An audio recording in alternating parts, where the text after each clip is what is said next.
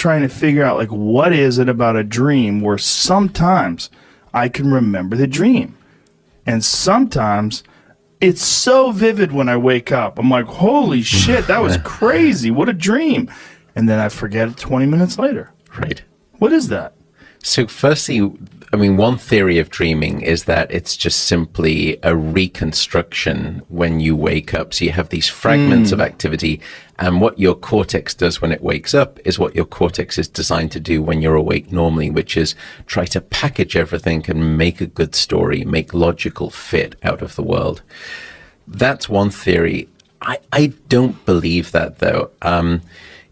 Your point is a really interesting one. Do I remember my dreams? That doesn't necessarily mean I forget my dreams. And what I mean by that is accessibility versus availability.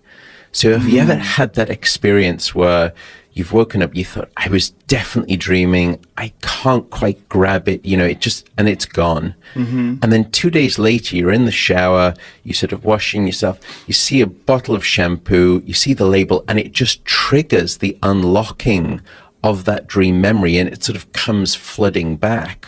Or someone says something to you, and you think, oh, that was the dream. Yeah. What that tells me as a brain scientist is that the memory is there, it's preserved, it's available. But what happens most of the time when we wake up is that we lose the IP address to the memory. So it's present, but it's not consciously accessible. Available, not accessible.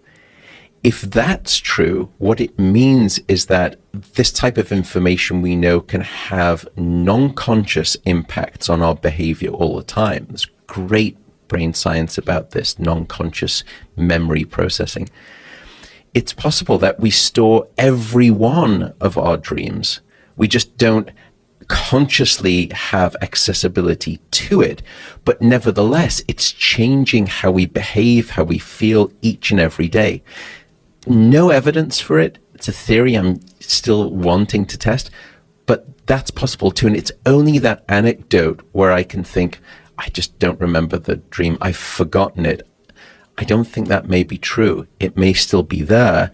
I just need to find the keys to sort of access that memory. What's stunning to me is how quickly the dream evaporates, the memory of the dream, in relation to an actual experience. Like if we went outside and we saw some lady walk up to some guy and kick him in the balls, we'd be like, whoa, we would remember that.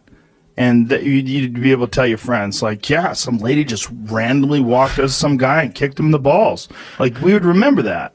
And you would remember it 10 minutes later. You'd remember it an hour. You'd remember it next day. You'd be telling your friends, yeah, she just walked right up to him. I remember it like it was yesterday, because it was, right? Yeah. But a dream can be 10 minutes ago.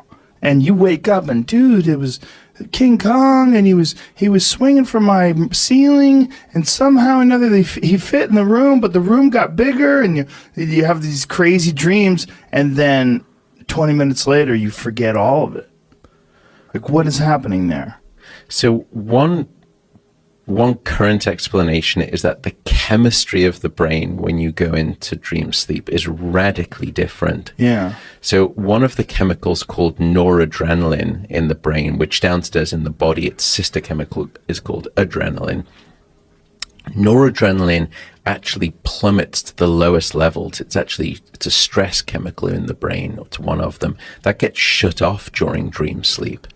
Which is even if remarkable. You're panicking, like what if you fall off a building? Well, what's interesting is that chemical is low whilst you're having that dream, but when you wake up from those, and some people often wake up, that's when you have the spike of noradrenaline. So it's still low when you're in dream sleep.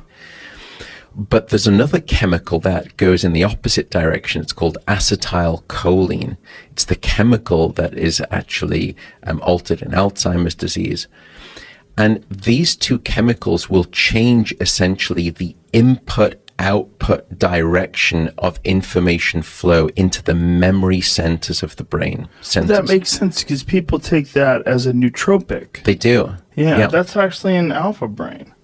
When you take that, there's been clinically proven to enhance memory, especially verbal memory and recollection of words and things like that. That's right. So that's happening while you're sleeping. Well, so you're in REM sleep, yeah. But what may be happening are current models, if you sort of build these neural models to sort of mimic dreaming, it may be that during dreaming, it's principally about the outflow of information to generate dreams. And in fact, the chemical profile is oppositional to input, which is about saving. So it's about sort of pumping out information rather than committing information. And so when you come out of a dream sleep, you still get this sort of lingering after sort of taste of chemistry, as it were, in the brain. That means that the dreaming brain is more programmed to be outputting a narrative and an experience rather than actually committing it to memory, which is the opposite direction, if that makes sense. It does make sense. How aware are you of dimethyltryptamine? I'm somewhat aware of it scientifically, not personally. Experientially? Yeah. Yeah. One of the things about psychedelic experiences with dimethyltryptamine, first of all, it's endogenous. Your brain produces it, your lungs, your liver produce it. But when you have a DMT experience, after it's over, the memory fades very rapidly.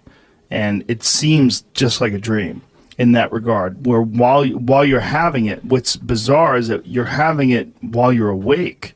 Yeah. And then after you have it, within 10, 20 minutes, it is just like a dream that you can't remember. It's very. I remember like little flashes of experiences that I've had. And there's been a lot of speculation that that's one of the things that you're experiencing while you're in heavy REM sleep, and that could be responsible for the crazy visuals that you have that seem so vivid. I mean, there's been times where I've had dreams where I was 100% convinced that I was awake. Yeah. And then something happened. Like I do this thing sometimes where and if I do it consciously a lot, I think I saw in one of those wacky movies, like What the Bleep Do We Know? I think I saw it in that, where you walk up to a door. As you're walking through the door, you knock on the side of the door and go, "Am I awake?" Nope, I'm not awake. Or am I asleep, rather? Yeah. No, I'm not asleep.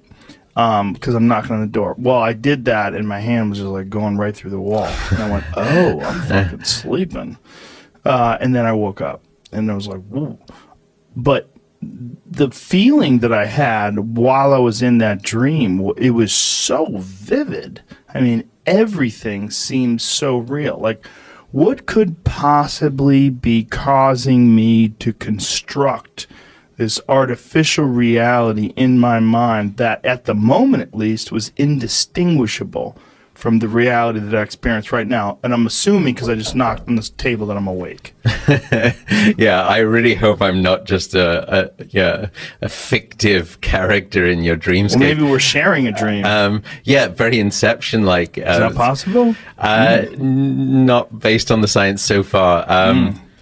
But I think, what you're speaking about there really is almost why would Mother Nature create this thing called the dream experience? What would be the function of essentially every night going into what sums up to be about 2 total hours of virtual reality experience and testing? One possibility, which is deeply unsatisfying, is that it's just a byproduct. It's just epiphenomenal. That when your brain goes into this thing called REM sleep and all of the different patterns of brain activity that we described, an offshoot is this thing that we call dreaming. In the same way that a light bulb, the reason that we construct the apparatus that's a light bulb is to produce light. But when you produce light in that way, you also produce heat. It was never the function of the light bulb. It's just what happens when you produce light in that way. Maybe dreaming is just sort of the heat of REM sleep. And REM sleep serves lots of other functions. But wow, that doesn't feel to me right, though. Why? Well, firstly, I think it's probably additionally metabolically demanding to have dreams in addition to this thing called REM sleep. And whenever Mother Nature burns calories, it's usually for a reason.